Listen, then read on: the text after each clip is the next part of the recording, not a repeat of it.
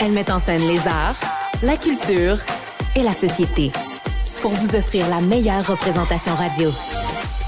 Sophie Durocher. Tout un spectacle radiophonique. Bonjour tout le monde, j'espère que vous allez bien. Moi, c'est une journée à marquer d'une croix blanche parce que ça fait des semaines que j'ai envie de parler à ma première invitée. Elle s'appelle Nora Bussigny et elle a publié un livre en France avec un titre que j'adore. Ça s'intitule « Les nouveaux inquisiteurs ». Le sous-titre de ce livre, c'est « L'enquête d'une infiltrée en terre woke ». Si vous me lisez un petit peu dans le Journal de Montréal, le Journal de Québec, vous savez que la question woke est une question à laquelle je m'intéresse, les woke et l'extrême gauche en général. Et bien là, son livre sort maintenant au Québec, donc j'ai le feu vert pour interviewer Nora Bussigny. Elle est au bout de la ligne. Bonjour Nora, comment allez-vous? Bonjour, je suis ravie de faire cette première interview avec vous. Voilà. Alors écoutez, pouvez-vous croire qu'au Québec, il y a des gens qui pensent que le mot woke, tout le mouvement woke, c'est une invention. Ben vous allez pouvoir leur prouver que ça n'est pas une invention. Vous vous êtes infiltrés à différents moments et de différentes façons dans différents mouvements woke ou en tout cas d'extrême gauche. Et ce que vous avez découvert, c'est que ce sont des gens qui sont pleins de contradictions. Ils dénoncent le racisme, mais ils font eux-mêmes du racisme. Ils dénoncent la discrimination, mais eux-mêmes font beaucoup de discrimination. Exactement, ils dénoncent les violences faites aux homosexuels, mais ils sont homophobes. Ils font pareil, ils dénoncent le racisme, mais ils sont antisémites dans la manière dont ils vont trier les gens selon leur couleur de peau, ou leur religion, ou leur sexe. Et effectivement, c'est que des contradictions, vous l'avez bien dit. Alors, votre enquête a duré quand même beaucoup de temps. Alors, il y a différents moments dans votre enquête. Il y a un moment dont on a beaucoup parlé en France. Vous en avez beaucoup parlé en entrevue, mais vu que c'est la première fois que vous faites une entrevue au Québec, si vous permettez, on va revenir là-dessus. Vous arrivez à vous infiltrer dans un organisme qui prépare une manifestation. C'est la Pride radicale, donc une manifestation pour la fierté, mais assez radicale quand même. Et là, faites partie du service d'ordre et on vous dit, ta tâche, Nora, c'est tu dois aller voir les Blancs et leur dire qu'ils ne peuvent pas être avec les personnes racisées dans le cortège. On a l'impression que c'est une invention de votre part, mais c'est documenté dans votre livre. C'est fou! Ah oui, tout à fait. Et en plus, moi, étant moi-même dite, alors je déteste ce terme racisé, j'ai pu justement être engagée pour faire respecter la non-mixité, c'est le terme qu'ils emploient, mais en fait, dans les faits, c'était trier les blancs pour laisser les personnes racisées en tête de cortège et amener les blancs à la fin du cortège. Et justement, au sein même du cortège racisé, il y avait après un tri qui s'opérait pour laisser les personnes africaines d'abord et après les personnes maghrébines. Voilà, parce qu'il faut le spécifier, vous, je me souviens plus si c'est votre mère ou votre père, enfin vous avez un double héritage, vous avez une double identité, voilà.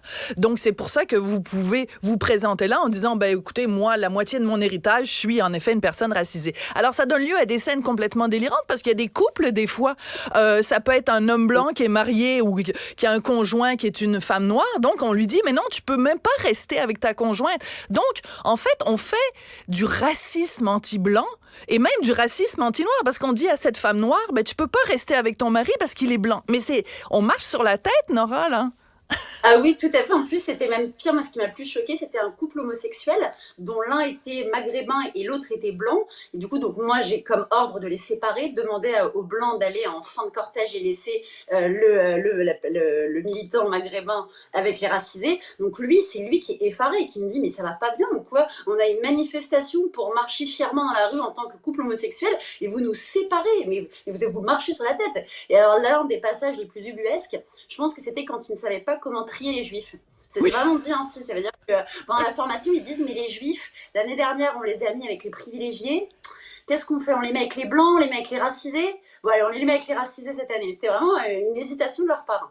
Voilà. Alors, il y a plein de trucs. À un moment donné aussi, vous allez à une autre manifestation. Cette fois-ci, c'est une manifestation où, excusez-moi, c'est soit une manifestation ou un rassemblement, je me souviens plus, contre la police, où on dit la police tue, c'est absolument épouvantable. Mais de la même façon, on dit le seul bon flic, c'est un flic mort. Ben, exactement. Attendez, là. Qui a été dit. Alors, mais on lit ça, Nora, mais on se dit, mais c'est un film, c'est surréaliste, là. Ils se rendent pas compte qu'ils se contredisent?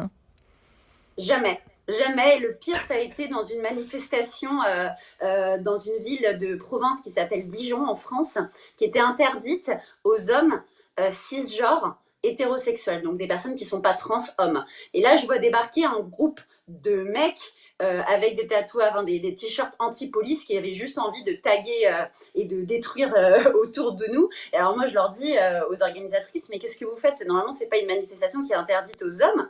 Et elles me disent, bah oui, mais on peut pas présumer de leur genre, ça peut être violent, peut-être de les mégenrer. Du coup, ils ont resté, ils ont fait que taguer des trucs anti-flics tout le long. Ce serait violent de les mégenrer. Alors, ce qui est absolument formidable, c'est que vous parlez de tout ce vocabulaire-là.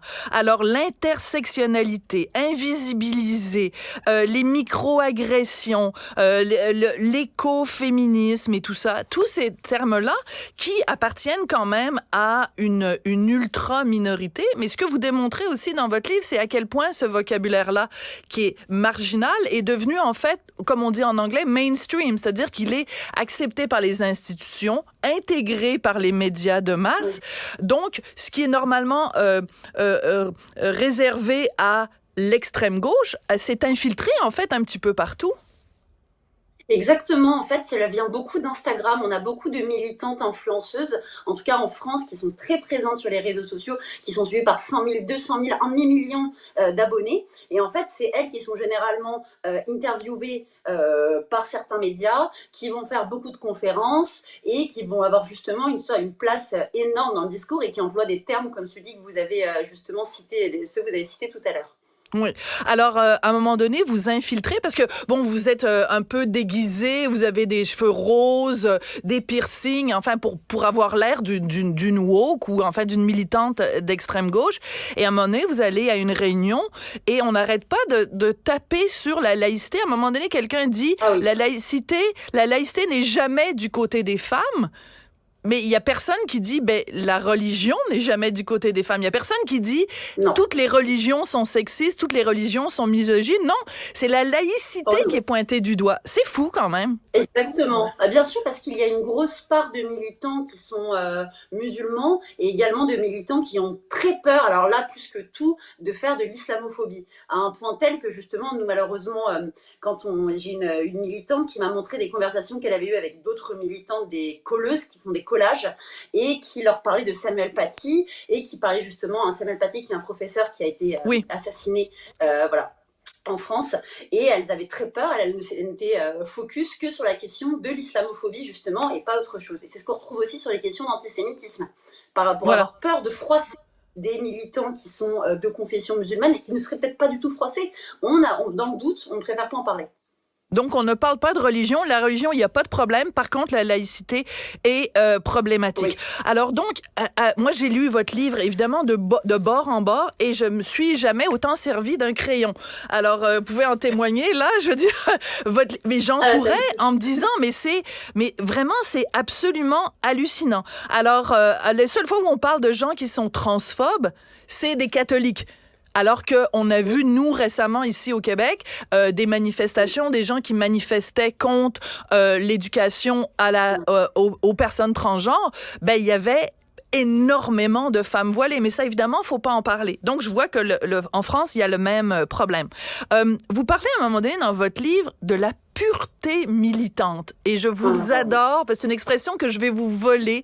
Je vous l'annonce, Nora. Je vais utiliser ça dans mes chroniques. C'est quoi la pureté militante?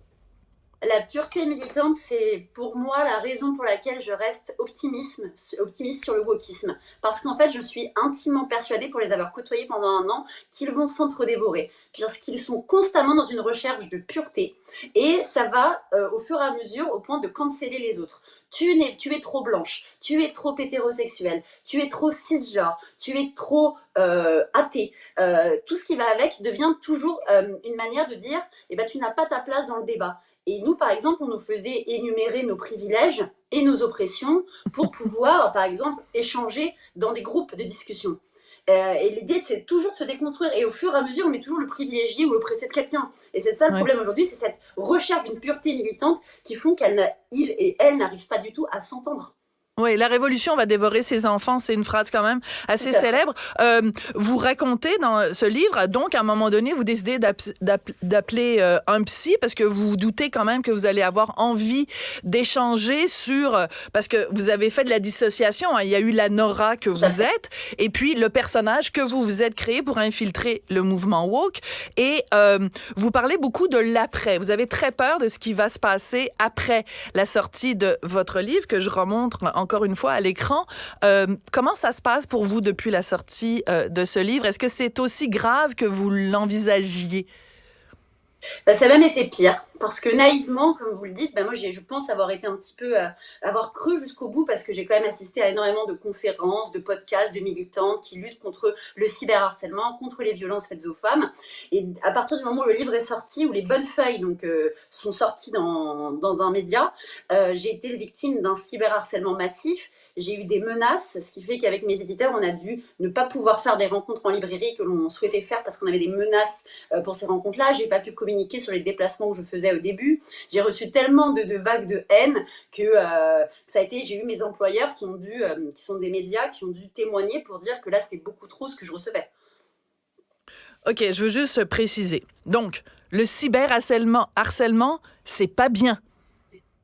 Mais cyberharceler quelqu'un qui a infiltré le mouvement, ça, c'est bien. Parce que là, vous êtes passé du côté obscur de la force.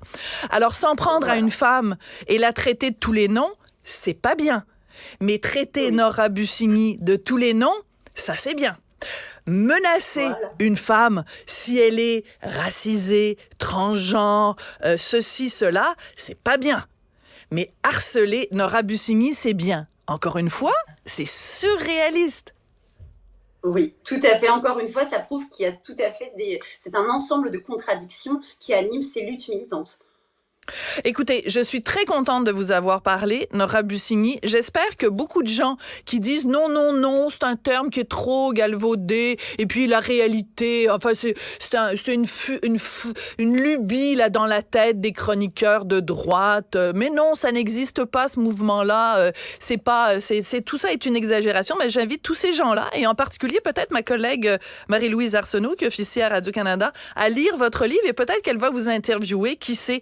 Les nouveaux inquisiteurs, Nora Bussigny, la pureté militante, c'est sûr que je vous vole l'expression. Merci beaucoup de nous avoir parlé. Merci beaucoup, j'étais ravie.